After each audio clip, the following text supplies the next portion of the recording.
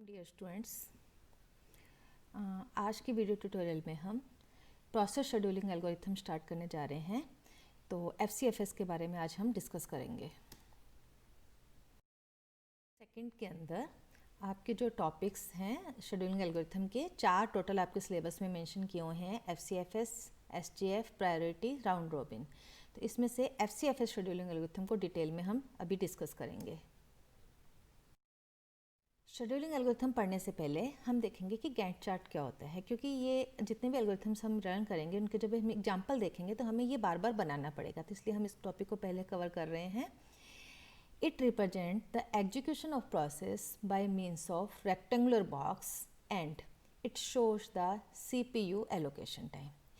तो मान लीजिए जैसे आपके 5 प्रोसेस हैं, P1, P2, P3, P4, 5, ये रेडी क्यू में लगे हुए हैं। और CPU बर्स्ट टाइम का मतलब है यहाँ पर कि P1 को कितनी देर के लिए CPU चाहिए, 10 मिली सेकेंड मान लीजिए, P2 को 5, P3 को 5 मिली सेकेंड के लिए, P4, तो इनको मतलब एग्जीक्यूट होने के लिए CPU कितनी, प्रोसेसर कितनी देर के लिए एलोकेट होगा, इसको 10 सेकेंड के लिए, इसको 5 मिली सेकेंड, इसको 5 मिली सेकेंड, इसको 10 मिली सेकेंड, इसको 15 मिली सेकेंड।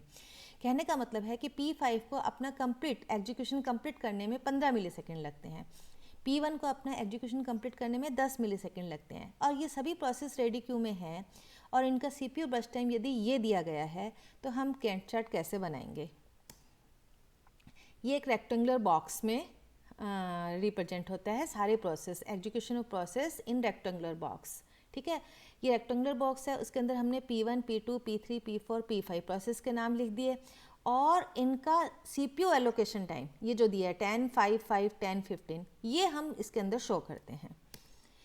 तो ध्यान से देखो बच्चों, ये है P1 प्रोसेस को टोटल 10 मिली सेकेंड के लिए CPU चाहिए, तो ये 0 से 10 हो गया। ठीक है, नेक्स्ट P2 को 5 चाहिए, तो अब 10 से स्टार्ट होगा। ठीक है, तो मतलब P1 ने प्रोसेस करके बाहर निकलेगा, अब P2 जाएगा, P2 5 मिली सेकेंड के लिए CPU में एग्जीक्यूट होगा, फिर 15वें मिली सेकेंड पे बाहर निकलेगा और 15 से 20, क्योंकि इसमें भी हमने 15 से 20 5 लिया है, क्योंकि P3 के लिए 5 मिली सेकेंड के लिए प्रोसेस चाहिए। फिर P4 को 10 के लिए चाहिए, तो हम यहाँ से 20 से स्टार्ट होंगे, 20 से 30। ठीक है, और फिर P5 के लिए 30 से 45, मतलब 15 मिली सेकेंड। तो टोटल एग्जीक्यूशन टाइम कितना हुआ, 45। इसका मतलब ये है कि P1 ने अपना एग्जीक्यूशन स्टार्ट किया 0th मिली सेकेंड पे, P2 ने स्टार्ट किया 10th टाइम पे। ठीक है, it means P1 start it execution 0 time, P2 start its execution at 10 millisecond, P3 start at 15, इसी तरह से सो ऑन, मतलब P4 and P5 will start at 30th milli second.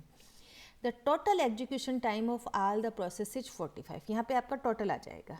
ठीक है, कि ये सब जुड़ते जाएंगे, इस तरह से हम गैंट चार्ट को बनाते हैं। तो ये बहुत इंपॉर्टेंट है, क्योंकि अभी हम जब FCFS और जितने भी एल्गोरिथम करेंगे तो उनके जब एग्जाम्पल्स होंगे उसमें हमें ये इसको बार बार बनाना पड़ेगा। अब हम देखते हैं कि एक्चुअली FCFS एल्गोरिथम क्या होता है। FCFS, first come first served.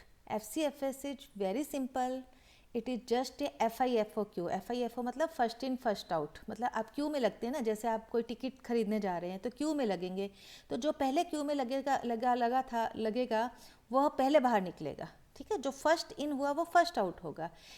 तो वेटिंग इन लाइन में भी यही प्रोसेस फॉलो होता है कि वेट कर रहे हैं अपन, तो जो पहले क्यू में आके लगा वो पहले बाहर निकलेगा। तो ये scheduling algorithm purely FIFO basis पर बेस्ड है। It schedule the job according to the arrival time of process. Ready queue में वो जो पहले आया उसको पहले CPU असाइन होगा। Okay, the job which comes first, job नहीं, जॉब अब ये आने के बाद में प्रोसेस बन जाता है, तो रेडी क्यू के अंदर जो प्रोसेस फर्स्ट आया, मतलब जब आया तब तो वो जॉब थी, लेकिन आने के बाद वो प्रोसेस बन जाएगा और उसको क्या है, CPU पहले मिलेगा। ये FCFS है, बिल्कुल simple algorithm.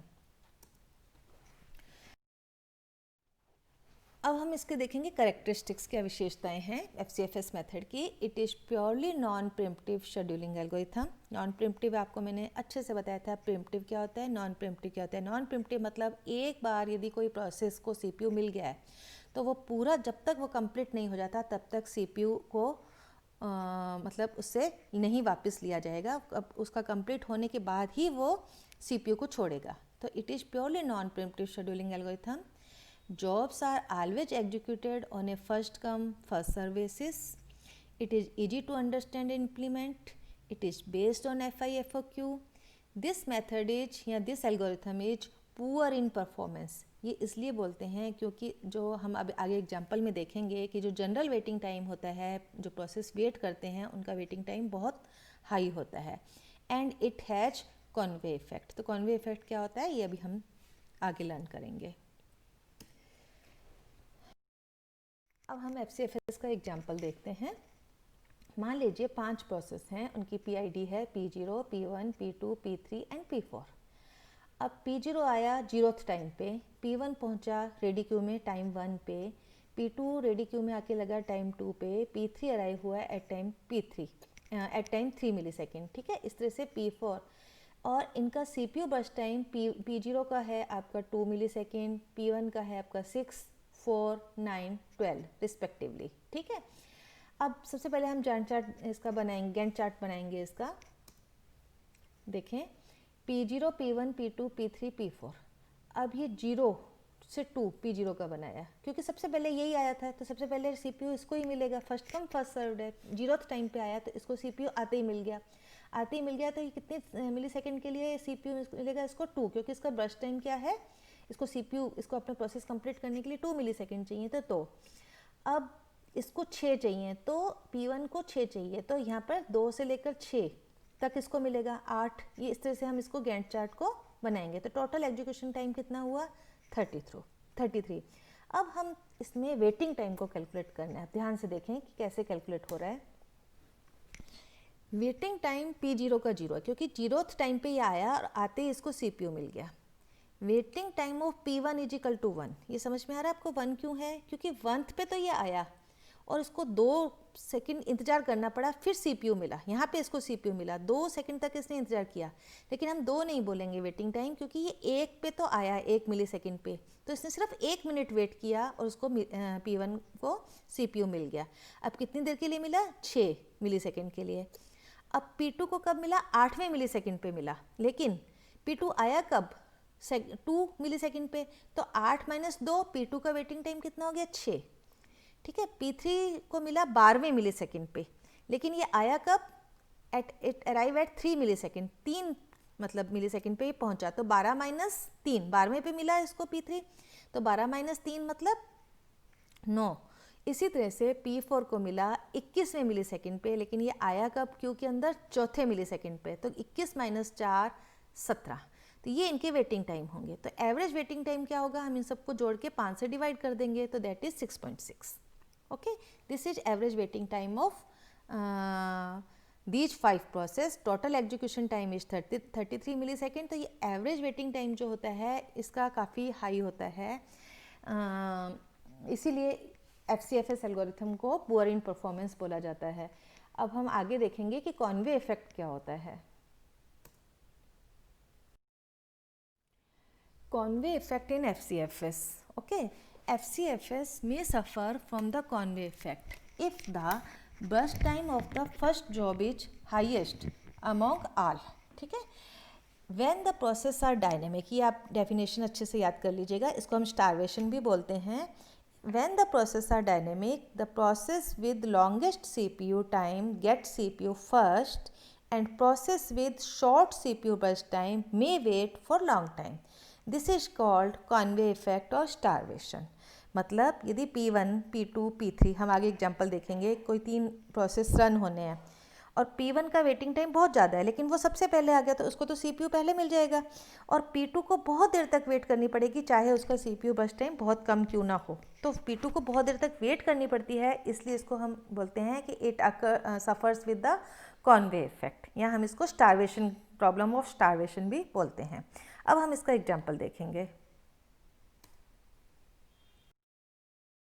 If there are 3 process with process ID P1, P2, P3, 3 process हैं और वो रेडी क्यू में टाइम 0 पे है. ये पहले वाले एग्जाम्पल से थोड़ा डिफरेंट है. पहले वाले प्रोसेस में हमने सबका अराइवल टाइम अलग अलग रखा था, ये इसमें हमने तीनों का अराइवल टाइम सेम रखा है. तीनों 0th टाइम पे आके क्यू में लगे, P1, P2, P3. अब P1 का बर्स्ट टाइम है 24, मतलब इसको 24 मिली सेकेंड के लिए CPU चाहिए. P2 का है 3 और P3 का भी 3। तो आप इसका गैंट चार्ट कैसे बनाएंगे देखें।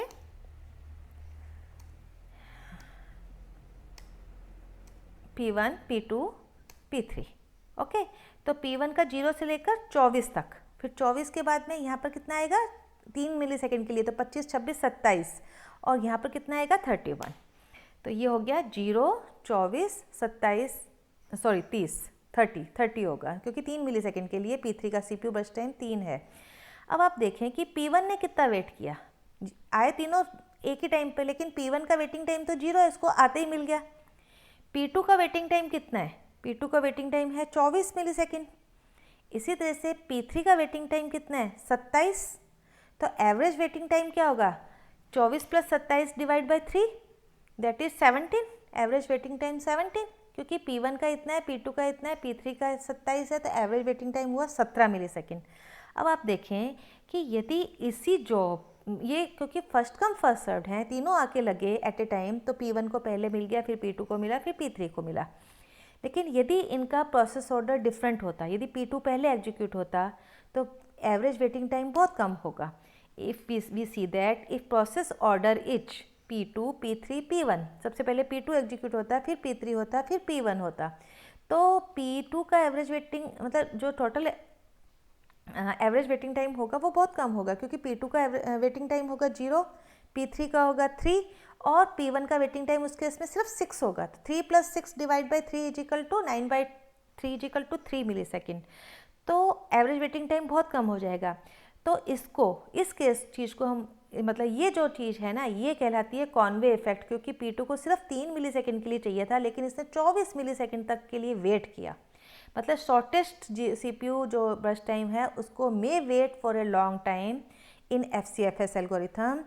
This is called as problem of starvation और कॉनवे इफेक्ट, ओके। इस कॉनवे इफेक्ट को दूर करने के लिए ही जो आपका नेक्स्ट एल्गोरिथम है SJF वो यूज होता है, तो उसको हम नेक्स्ट वीडियो ट्यूटोरियल के अंदर लर्न करेंगे। तो आप समझ गए होंगे कि कभी भी कोई भी 5 प्रोसेस 6 प्रोसेस का एग्जांपल ले लें, वो आते हैं रेडी क्यू में, उनका आप मन से एज्यूम कर लें कि ये CPU बर्स्ट टाइम है, उनका चार्ट बना दें और वेटिंग टाइम निकाल के दिखा दें, तो ये FCFS एल्गोरिथम होगा।